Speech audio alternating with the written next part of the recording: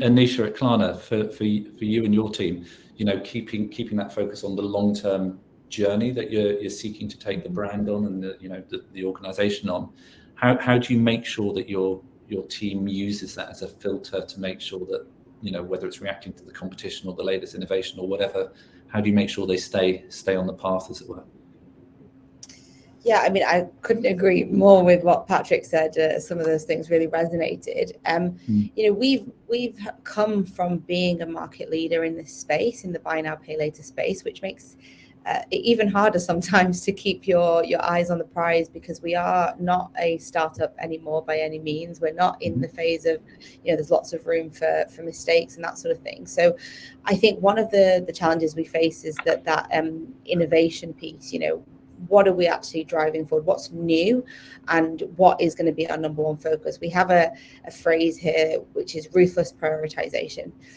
Every other day, we're focusing on being ruthless, having ruthless prioritization. And for us, that's just focusing on we can't say, it's not a 5-year goal. That's not going to work for us. We focus on, what are we trying to get done this year? What are our key goals for this year? And we adopt, as a team, 25% of the week then is going to be focused on our acquiring new brands that we've been going after. 25% of our week is going to be focused on high frequency vertical. How do we get more understanding and more knowledge of that? And we really break it down into more of a bite-sized, easier way of looking at what the overall strategy is, but knowing that that's underpinned by those kind of the superior product, the ubiquity, those kind of core values. I think when it comes to competition for us, it's a very saturated market right now. We don't focus on the competition, to Patrick's point. We're always looking forward, not behind us or beside us.